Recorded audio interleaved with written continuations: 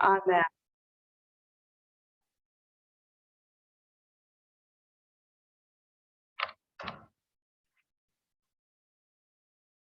Can I bring my slides back? There it is. All right. Okay. So for today, we're going to cover what Medicare is, how it's paid for, how you sign up for it, what are the available choices, how are the choices paid for, who you can talk to about your coverage, and when can changes be made on that. Okay, Medicare, what is it? Medicare is a federal program that provides health care to people 65 and older and persons under 65 with a disability. It's comprised of 4 parts. It's run by the Centers for Medicare and Medicaid Services, also known as CMS. And eligibility for Medicare is actually determined by the Social Security Administration.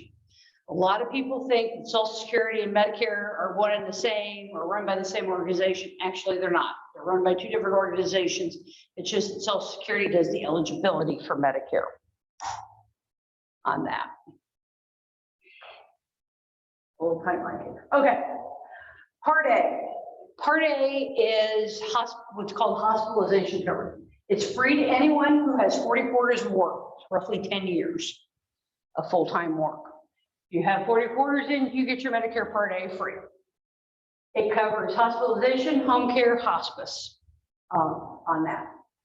Part B, and you will see on the slide, it says optional. You don't have to take Part B. However, if you don't take Part B, you're not going to have your doctor's visits, lab tests, x-rays, durable medical equipment, and some medications covered. Part B is paid by 2 different groups. First one is your Social Security taxes. All the taxes we paid into Social Security over the years, that covers 75% of the cost of your Medicare per month. The other 25% of the cost comes out of a person's Social Security check. Right now, that cost is $148.50 a month. So people say, well, it's not free. No, it's not free, but you're only paying 25% of that, what it actually costs a person to have it for a month on that. Part C is also optional. I'm going to skip over C right now and jump to Part D. Do we have a problem? Mm-hmm. Oh, good. What's the problem? I can't see your screen. Sorry.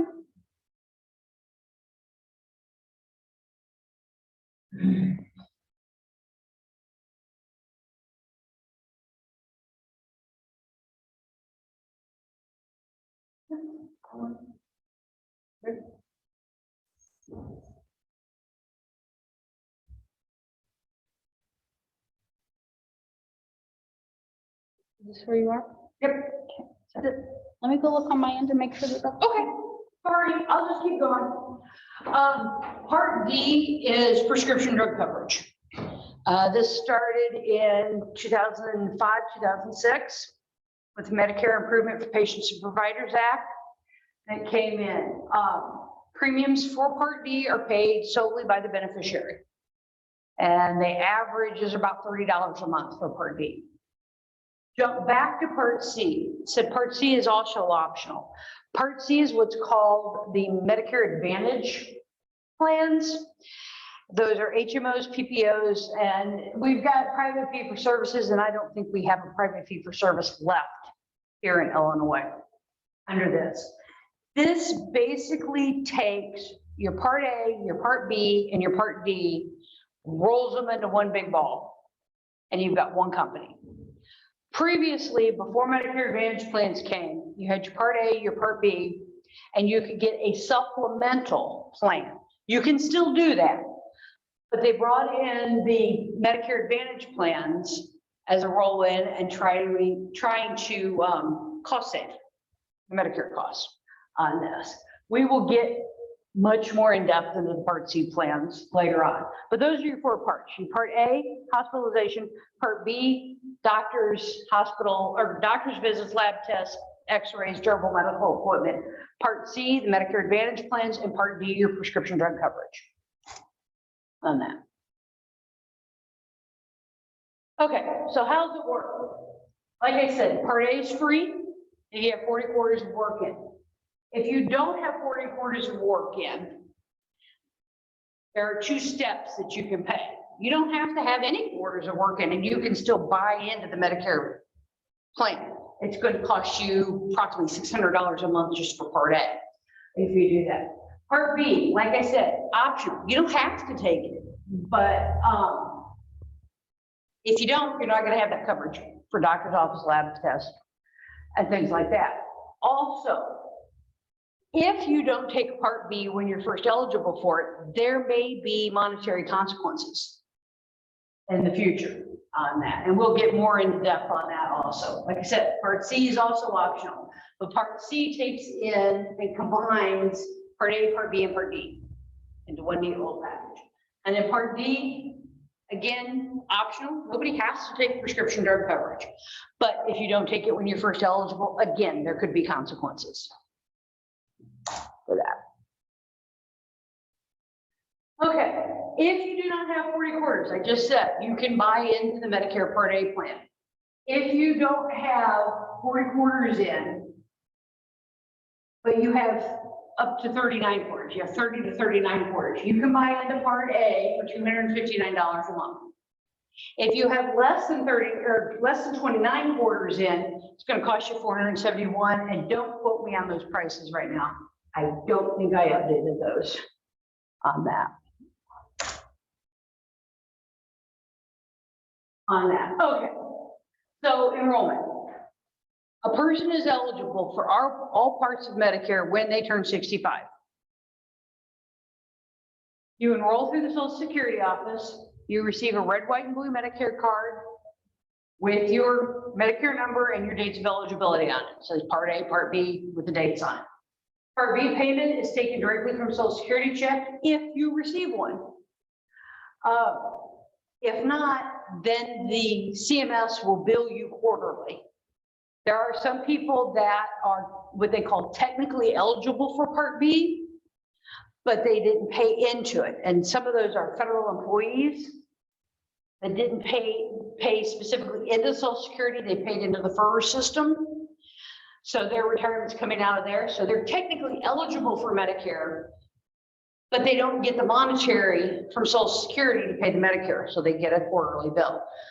Teachers, a lot of times with the CSRS, will be in the same boat. They paid into the CSRS system, so they don't have the money unless they work. You know, there's some teachers that worked over the summers and they built up enough quarters over the years, and they built up enough that, or people that came into teaching later in life on that. Okay, so when do you enroll? You know you're eligible when you're 65. Social Security and Medicare don't care what day of the month you were born. The 1st, the 30th, the 15th, the 7th, it doesn't matter to them. Everything's going to start the first day of the month you turn 65. So whether that's the 1st or the 30th, it's going to start on the 1st. On that.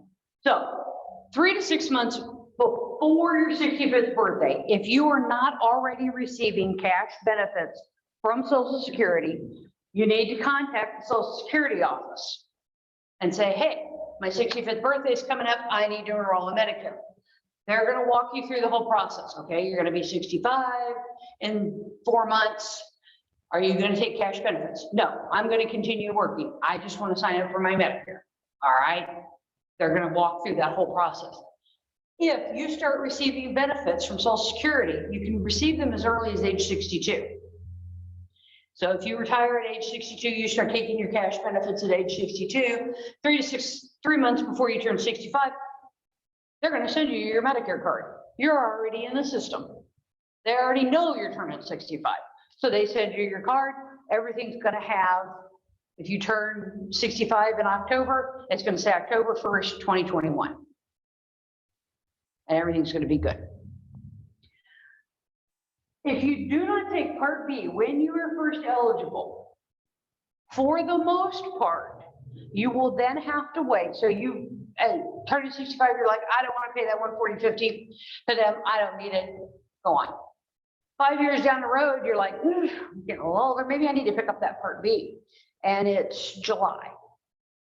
And you call the Social Security office, I want to enroll my Part B. And they're like, that's really nice. We'll see you in January. Because there's a general enrollment period, January through March, that you can enroll in Medicare Part B, but it won't start till July 1st on that. Now, that being said, if you're still working or you have a spouse who are still working and you have insurance coverage through that employer, you may not have to take Part B. If that employer has more than 20 employees, you don't have to take Part B. If they have less than 20 employees, so if you work for the H-Smart Community Resources, we have less than 20 employees. If I turn 65, I have to take Part B, regardless of whether I have company insurance or not, because we have less than 20 employees. If I worked for Boeing, I was going to continue working past the age of 65. I have the health insurance coverage through there. I don't have to take my Part B. Might as well go ahead and get my Part A. Why not? It's free. Nobody's being charged for it. It's mine. Then, so if I'm working for Boeing, I don't have to take Part B because I have insurance coverage through my employer. I go 5, 6 years down the road. I'm like, okay, that's it. I'm done with you people. I'm retiring. I'm out of here.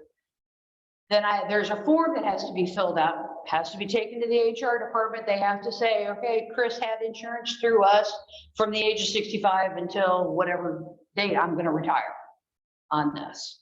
So it shows that I was covered. At that time, I can enroll in B. Doesn't matter if it's January, July, December, doesn't matter because I was covered. I will also have no penalty. If I did not have employer coverage, or I work for a company with less than 20 employees, and I chose not to take B when I was first eligible, and I waited 5 years, I'm going to have a 10% penalty for every year I didn't enroll when I was first eligible. So if I wait 5 years, I'm going to have a 50% penalty. That 50% is whatever the Part B premium is at the time. And I very rarely have seen in 15 years, seen the Part B premium go down. It usually goes up. So every year you wait, that's just adding on to the penalty. Okay, original Medicare. Medicare Part A and Part B are what is considered original Medicare. So if you hear somebody say, well, I've only got original Medicare, that's what they're talking about, A and B. We've already talked about C, that it's a combination of original Medicare, which is the A and B, and Part D, which is the prescription drug. Part D, again, standalone. You don't have to take it, but if you don't take it, you don't enroll, you don't have prescription drug coverage on that. Okay, costs for 2021. These I know have been updated. Part A deductible. If I go into the hospital on June 1st, and I'm in the hospital for, say, a week, I'm going to automatically have, and I only have original Medicare. I don't have a supplemental, I don't have Medicare Advantage. I have Medicare A and B. That I'm going to have a $1,484 bill. And that doesn't matter if I'm in the hospital for 7 days or if I'm in the hospital for 60 days. Or if I'm in the hospital for 32 days. It'd be a $1,484 bill. If I am in the hospital over 60 days and I go to say 75 days, for days 61 through 75, I'm going to have a $371 copay on top of the $1,484. If I go past 90 days, that copay is going to, that per day copay is going to jump to $742. And you're like, okay, Chris, 150 days is like in the hospital for months. Yeah, it is. But you have to understand how Medicare works. Medicare works hospitalizations on what's called a benefit period. So I go in the hospital on June 10th. I'm there for 7 days. I come out of the hospital on the 17th. I have a $1,484 bill that I owe the hospital. I either payment plan it or pay them out full, however I choose to deal with that bill. I'm out of the hospital and I stay out of the hospital for 60 consecutive days. I go back into the hospital November 1st. I'm admitted for 5 days. I now have another $1,484 bill because I'm in a new benefit period because I was out of the hospital for 60 days. Okay. Now let's say I go into the hospital on June 10th. I'm in there for 7 days. I come out. I'm out for 2 weeks. And I go back in for another 3 days. I'm still covered under my original benefit period. But when I come out the second time, I now have 12 days in the hospital. And say I'm out for a month, but I go back to the hospital. I'm still covered under that first benefit period because I haven't been out of the hospital for 60 consecutive days. That's how you can go and get to 150 days in the hospital. If you're bouncing in and out of the hospital and you don't have that 60 consecutive days out. So that's how that works. Part B deductible. Part B, so Part A deductible is per benefit period. So you can have multiple benefit periods in a calendar year, and that's how it runs. January 1st starts the year. Any hospitalization, go to the benefit period. You go into the hospital in June, you're in there for 7 days, you don't go back to the hospital. The next calendar year, you start over. New benefit periods, whatever. Medicare Part B has an annual deductible of $203. January 1st, you have a deductible that you're responsible for $203. You go to the doctor. On January 15th, the doctor charges you $150. We figure out that, yes, that is the Medicare allowable rate. You pay your $150. You go to the doctor in February and he charges you $75. You're only going to pay $53 of that deductible because that's all you've got left. Once you pay that $203, you're covered for the year. Whether you go to the doctor one more time or 50 more times. Just once a year is the Part B deductible. The rest of your Part B billing, so you go to the doctor, is a split coinsurance. It's an 80-20 split. Medicare pays 80, the beneficiary, the person with the Medicare, pays 20%. So you go to the doctor charges $100. Medicare says that's an allowable charge. So Medicare is going to look at it. Oh, $100, that's allowable charge. We're paying 80 of it. The beneficiary is responsible for $20. Simple.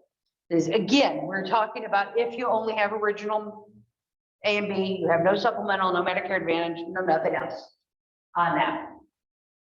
Works that way for everything. Pretty much. Ambulances, any other medical, x-rays, whatever. It's an 80-20 split.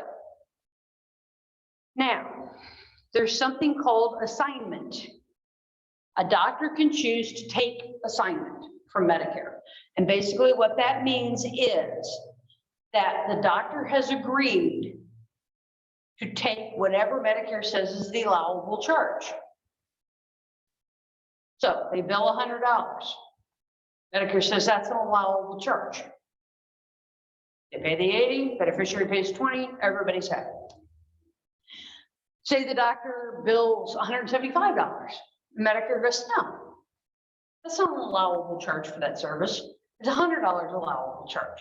So the doctor bills $175,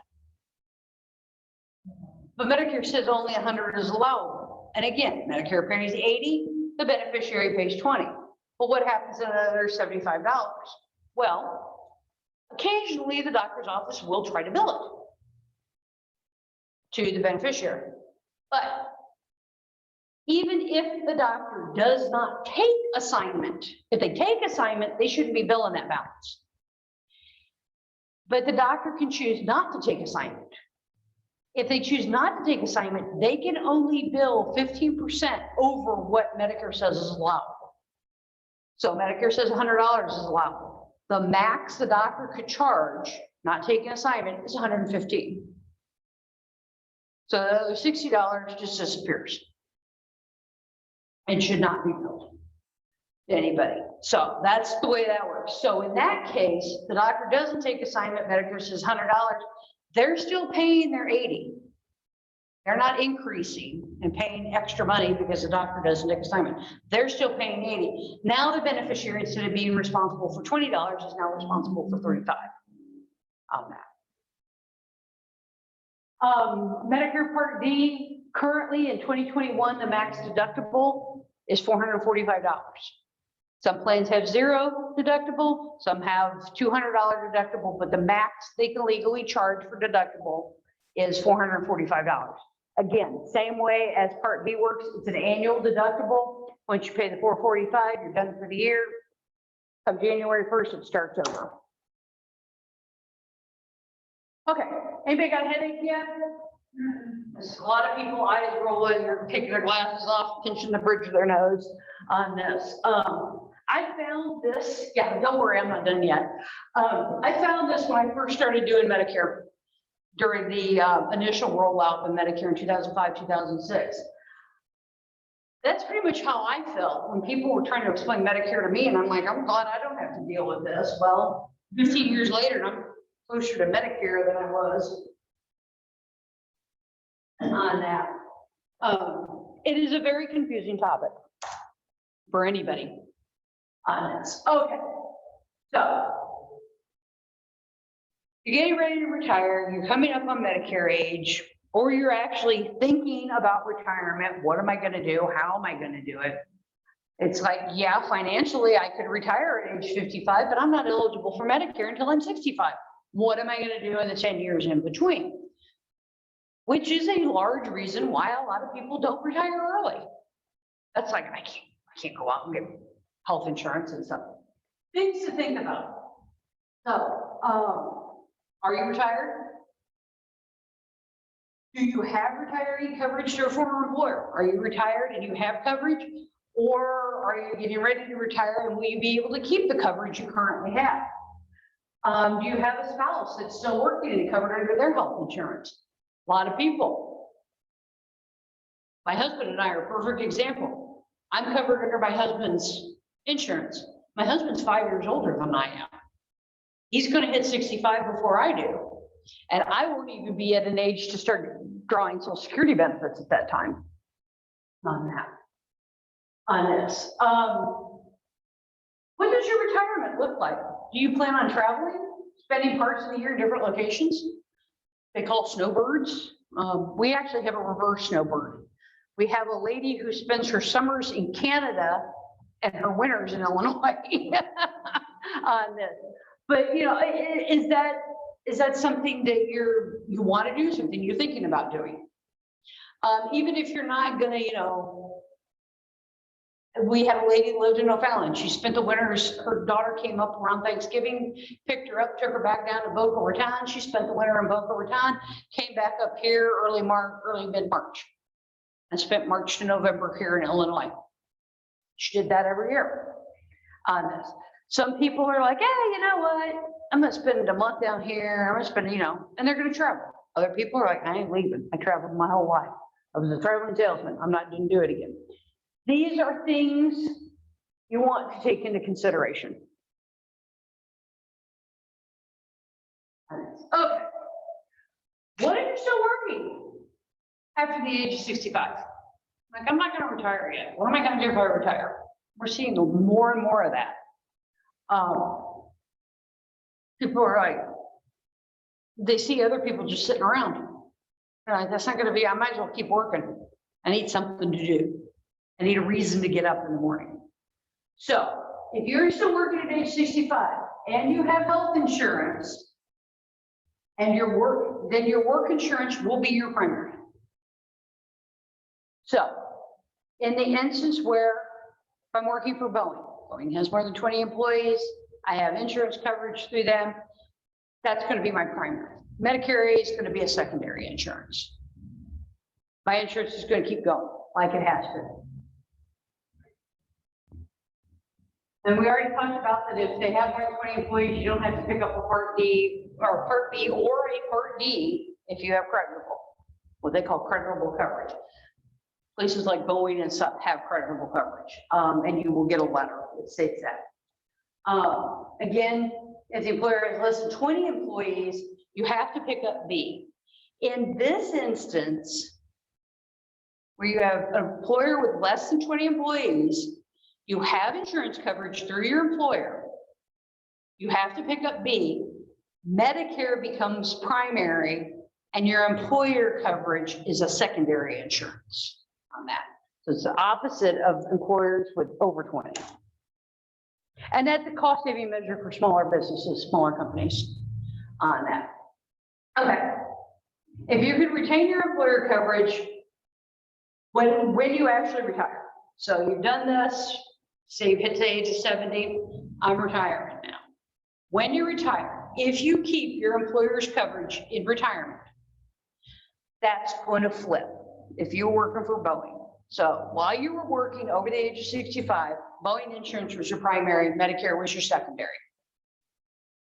You're going to pick up Medicare Part B,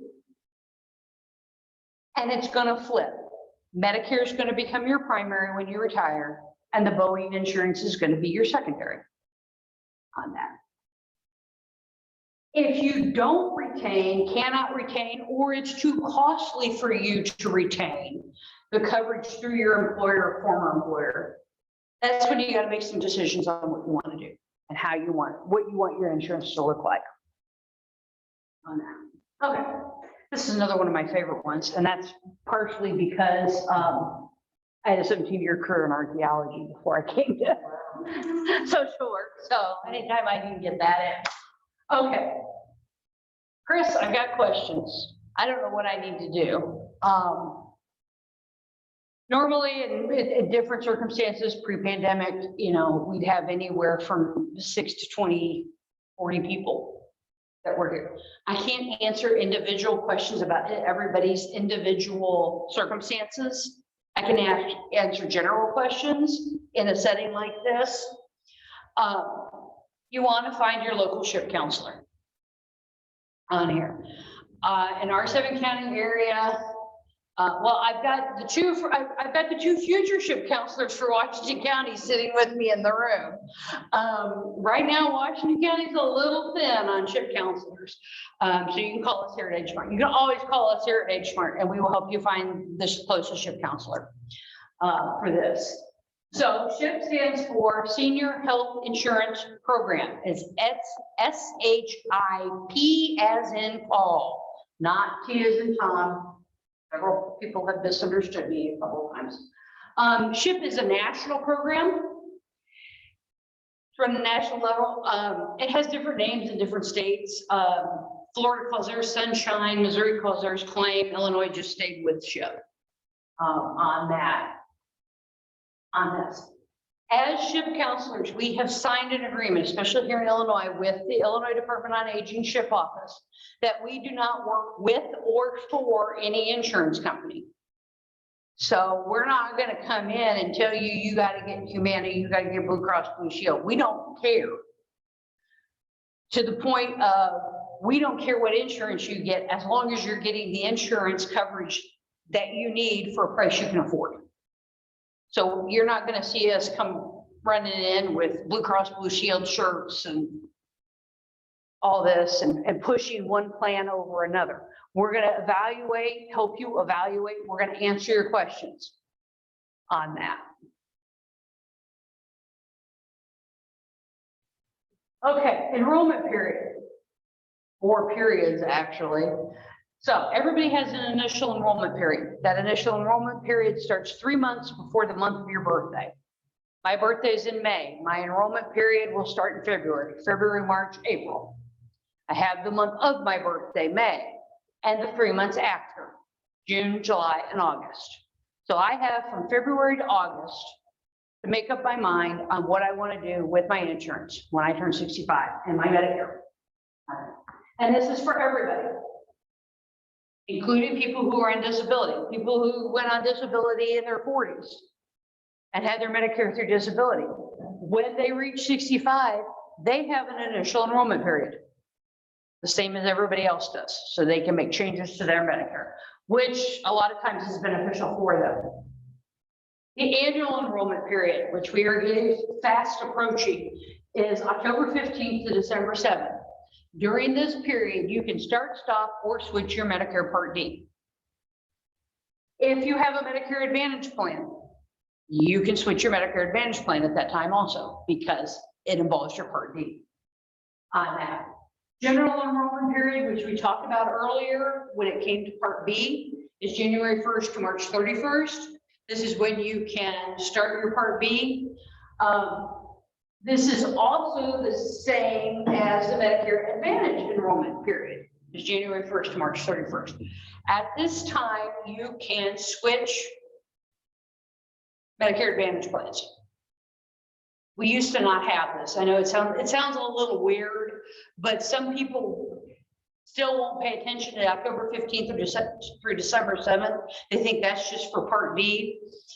Or they switch Advantage plans October 15th to December 7th. They use them at the end of December or in January and find out, oh, this is awful. I don't like this plan. I want to go back to my old plan. And they can do it in this January 1st to March 31st period on that. You can also, during this period, drop your Medicare Advantage plan and completely go back to original Medicare and a supplemental if you want. So who to contact? Call us. We're the regional coordinator. We're going to get you to the closest ship counselor to you, whether that be in Alton or Chester or West. We will find the closest ship counselor for you. We will get you in contact with them. All of our ship counselors are also what are called information and assistance providers. So if you have any other questions about long-term care, things like that, where can I find this? Where can I find that? Our information assistance providers have access to a database of over 1,500 services for seniors in our 7-county area. They also have access to a database of 25,000 services for seniors throughout the state of Illinois on that. Again, ship counselors are not going to try to sell you anything. They don't work with or for an insurance company. It's strictly answering questions. A ship counselor will not tell you what to take. I have lost count of the number of times that I have had a person on the other side of the desk for me going, well, Chris, what should I do? Which one should I take? Can't do that. Not my job. My job is to answer the questions so that the beneficiary can make an informed decision on that. Well, if it was your mom, what would you do? Well, it's not my mom. My mom has a totally different situation. We've had people come in and go, well, my neighbor Martha, I was talking to her this morning, having coffee over the fence, and she's got XYZ plan, and I think I need XYZ plan. Okay. Do you go to the same doctors as Martha? Do you take the same medications as Martha? Well, no, she goes to these doctors over here and I go to these doctors. Okay, then Martha's insurance plan isn't going to work for you if the doctors don't take it. So we help people walk through that. We also help them go over the pros and cons of the different choices. And we will go over the different choices in the Medicare 102, where they're, do I go with original Medicare and a supplemental? Do I go with a Medicare Advantage plan? How do I get a Part D? What do I do? The easiest thing to do is, if you are ready to have that discussion, is have a list of your medications, the names, the dosages, the number of times a day you take them, or throw all the bottles in a bag and bring it in with you. We're good with that too. Call a ship counselor, make an appointment. We do not do ship counseling by walk-in. We didn't before the pandemic, we sure don't now, because we want to make sure that we have enough time scheduled to work with you when you come in and you ask your questions. For a new to Medicare, we schedule a minimum of an hour. And there's some we should schedule 2.5 hours for people because they have, you know, lots of questions. The other thing is situations are even different for spouses. The same plan may not work for two spouses. One may take more medications than the other. One may not take any medications at all. They can go with the base fare, least expensive premium plan out there. But the other spouse is taking 15 different medications, some of them which are extremely expensive. So we want to take look a little more in depth on that. We can help people look at Medicare Advantage plans. We can help them look at Medicare Part D. We can explain supplemental plans, but supplemental plans are things that we cannot help enroll somebody in. You have to be a licensed insurance broker to enroll somebody in a supplemental plan on that. I think that is it for my slide. Yep, that's it.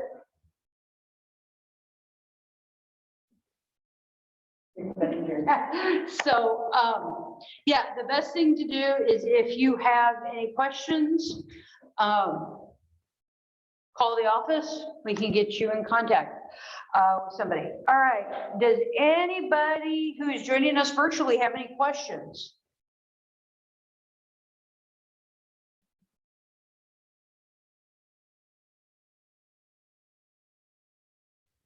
Does anybody in the room have any questions? You two are looking at me glazed-eyed. The nice thing is when you two take shift training, this will at least, you're like, I heard that. Yeah. Chris said that. Chris said that. So I'm gonna send you a copy. Oh, okay. Yeah, I read through this and so I pretty much knew what you Well, were and I gonna used to say. do admitting at the hospital, and so it made a lot of sense to me. Okay. I'm gonna do a last call for any questions from people joining us on Zoom.